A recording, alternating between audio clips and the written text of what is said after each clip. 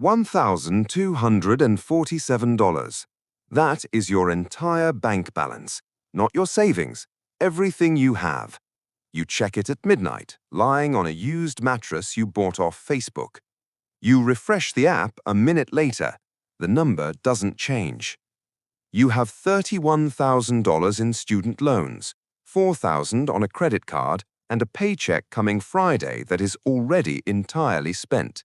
You're 23 years old. You tell yourself you are not falling behind, but every single trip to the grocery store is a math problem. You put the expensive olive oil back on the shelf. You buy the generic brand. You share a Netflix password with someone you don't even like anymore because canceling it feels like a defeat. This is what zero feels like. It is not dramatic. It is not a movie. It is just a constant, quiet hum of math running underneath everything you do. You don't talk about money. Nobody does at this stage, but everyone is doing the exact same mental math. You check your bank app more than your text messages. You know your account number by heart. You move $200 to your savings account, only to move it right back 3 days later just to survive. At this level, money isn't a tool. Money is oxygen. Either you have enough to breathe or you are suffocating, and most days you can't tell which one it is. Rule number 1. At zero, your relationship with money is purely emotional, and emotional decisions only dig the hole deeper. You finally get a raise. It's not huge, $6,000 a year before taxes. It hits your account as an extra $387 a month. You feel rich for exactly one afternoon. Then your car needs $900 in repairs. You learn a hard truth. Your expenses will always grow to fill whatever space you give them. But then you pay off your smallest credit card, $1,200, gone. You take a screenshot of the zero balance. You don't send it to anyone because no one else would understand what that picture means to you. But to you, it means everything. For the first time in your life, a number moved in the right direction because of a choice you made. That is the beginning. You hit $10,000 in savings for the first time. You are 26 years old. You have never seen 5 figures in your bank account before, not once. You check the app constantly for a week, not out of panic this time, but out of pure disbelief. You don't spend it, you just let it sit there. The mental weight of $10,000 when you've never had it is massive. You feel like you've leveled up into a new kind of person. You haven't yet, but it feels like it. So you start reading, not fluffy self-help books, but actual books about how money works. You learn what it means to invest in the broader stock market. You open an investment account and just stare at it for 3 weeks before putting a single dollar in. Finally, you invest $1,500. The market drops the very next day. You almost panic and pull your money out, but you don't. This is the exact moment you decide whether fear runs your life or you do. The first shift. You stop seeing money as a safety blanket and start seeing it as data. You are making $68,000 a year now. You have $40,000 saved. You're actually putting money into a retirement account. By all normal standards, you are fine. You are stable. You are doing exactly what society told you to do. Save for retirement, build an emergency fund, and live below your means. But then you sit down and really look at the math. You type your numbers into a spreadsheet late at night. You stare at what 40 years of playing it safe actually looks like, and something tightens in your chest.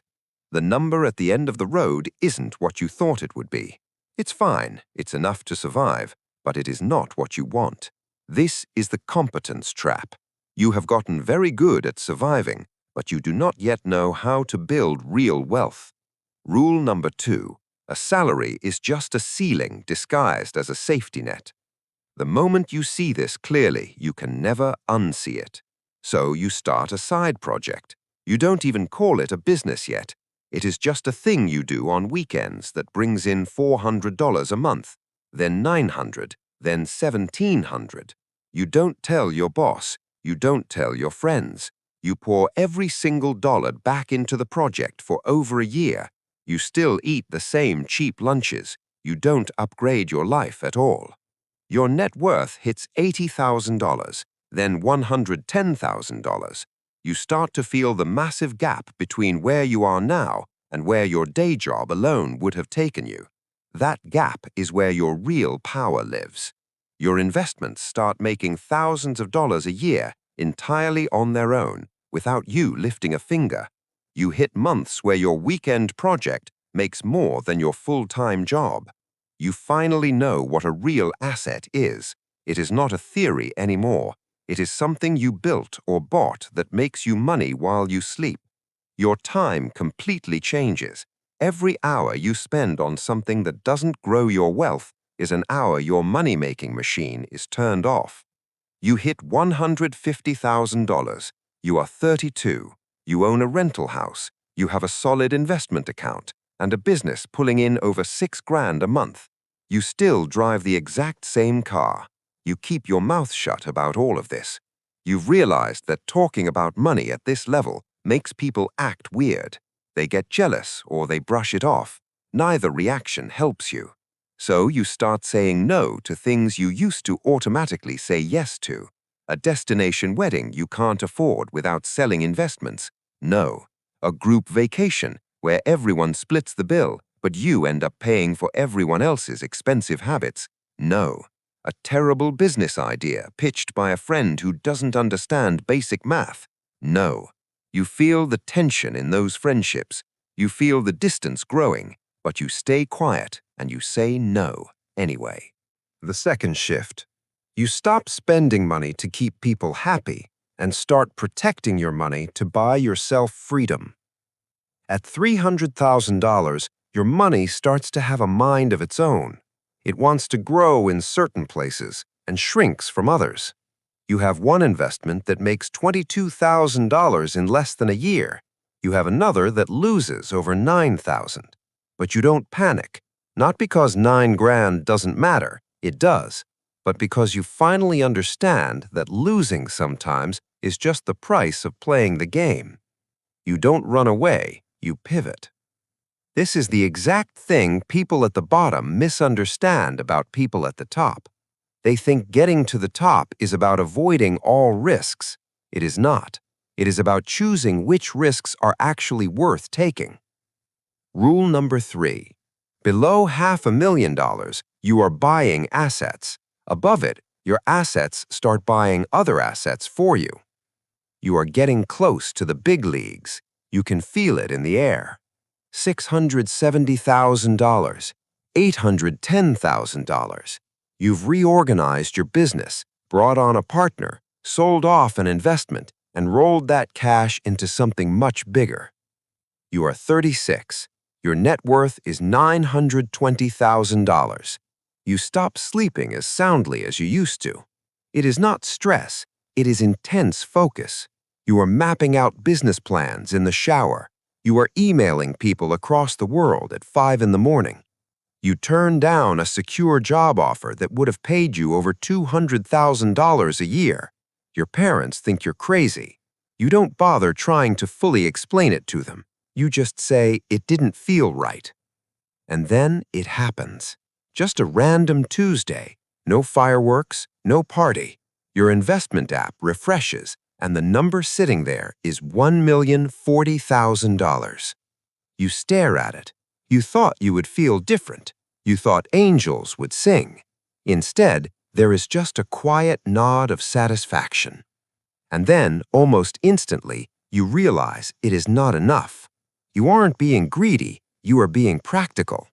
$1 million safely invested gives you about $40,000 a year to live on. That is not total freedom. That is just the starting line. The crisis you feel isn't sadness. It is the sudden realization that happiness was never actually the goal. You just wanted control, and you're finally admitting that to yourself. The third shift. You hit $1 million and realize the milestone was never the final destination. It was just proof that your system works. You stop going to the networking events you used to love, the startup meetups, The finance seminars, the happy hours where everyone brags about what they're building, but no one talks about how much it is costing their mental health. You don't hate those events, you just outgrew them. You're playing a totally different game now. The real conversations are happening in smaller rooms with fewer people and absolutely zero name tags. At over $2 million, money is no longer a source of stress. For the first time in your adult life, money is just a tool. It is exactly like time or focus, just a resource you deploy.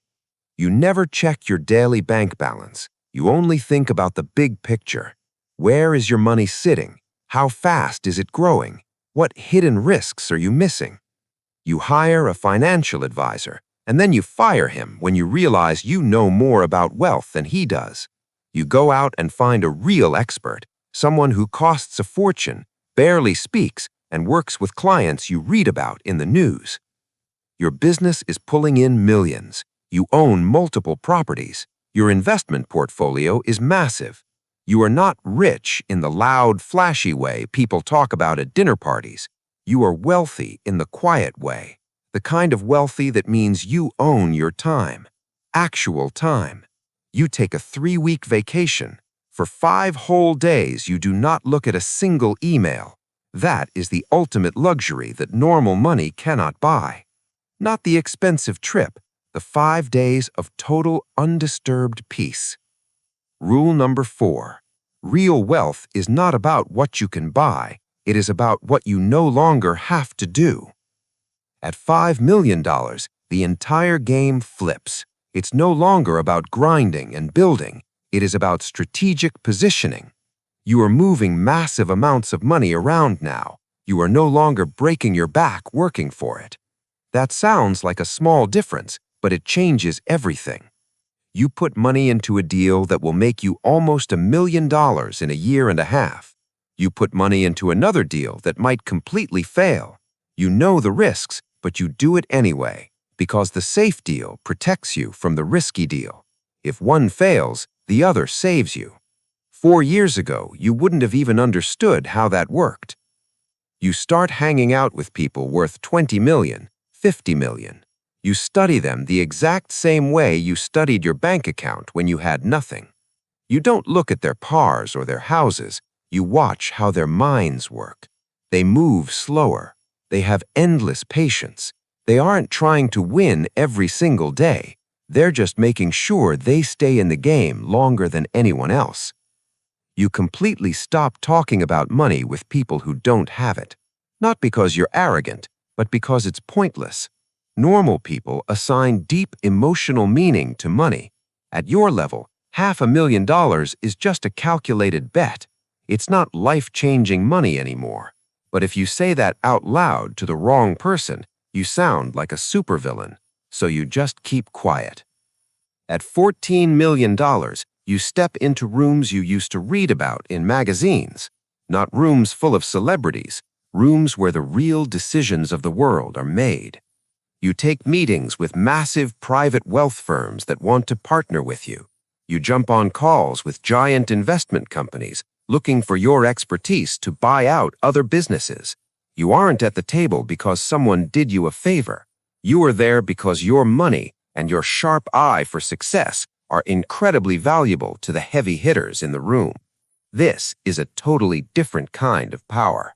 Rule number 5. Once you cross $10 million, your reputation literally turns into cash. Your name alone makes you money, even when you aren't doing anything. But life also gets cold. You make a business decision that 5 years ago you would have felt terrible about. A company you invested in fires 140 people to save money. You know the guy running the company. You've had dinner with his family, but you don't call him to argue. You look at the math. You hold your position. The company becomes more profitable. Your stock goes up. You don't feel happy about it, but you don't feel guilty either, not for long. You just feel a deep, strange distance. As the numbers get bigger, the gap between your choices and the real-world consequences grows wider. And the scariest part? You don't even fight it anymore. Your net worth breaks $30 million. You are 54 years old. You have legal structures in place that will protect your money long after you are dead. You have trusts holding your assets.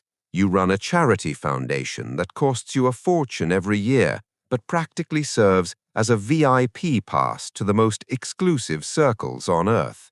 People invite you to things strictly because of the power you represent and the size of the check you can write. You know this is how the game works. You don't pretend it's about friendship. In fact, you've stopped pretending about almost everything. Faking it takes energy, and energy is the only thing you have left that you can't buy more of. The fourth shift. At this extreme level, the game does not need you to be awake to win. It just needs you to be in the right position. You could disappear for 6 months and your wealth-building machine would keep running perfectly. That is what you spent your entire life building the machine to do. Your money grows simply because you breathe. You wake up and giant financial moves have already been made by experts you trained and systems you built over the last 10 years. You own pieces of 11 different companies. You have direct phone numbers to the people who write the laws, not the politicians screaming on TV, the people quietly writing the policies behind closed doors. You don't bribe anyone, you advise. The difference matters to you, even if, deep down, you wonder if it shouldn't. At $80 million, the isolation isn't loneliness, it is a completely different problem. The people you grew up with cannot even comprehend your daily reality.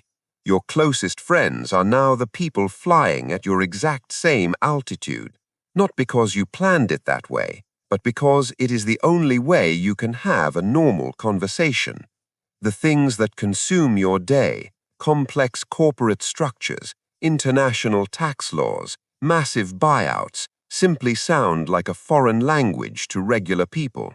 You aren't a bad person. You are just a person whose life can no longer be translated to the friends who knew you when you were broke. So you give more money away than ever before. Not for good PR, not for the exclusive party invites. You give it away because at this height, money doesn't mean anything personal about you anymore. Giving it away to change someone else's life is one of the only things left that actually makes you feel something. Rule number 6. Above $50 million, money completely stops measuring your personal worth. It starts measuring your global reach. You are 61 years old. Your net worth is $94 million. Exactly 3 people on Earth know that real number. You haven't worked a normal 9-to-5 day in almost a decade, but you have never stopped working. You don't think about next week or next year anymore. You think in massive sweeping cycles, generational shifts, global infrastructure changes, economic booms and busts. You place your bets years in advance, the same way a master sailor reads a storm brewing days before it hits. Sometimes you guess wrong, but being wrong at this level just means one of your accounts drops a tiny percentage and you easily move money around to fix it. It doesn't affect your life whatsoever. You walk into a board meeting. There are 5 people in the room. Together, you control enough money to completely change the economy of a small country. You speak for exactly 4 minutes.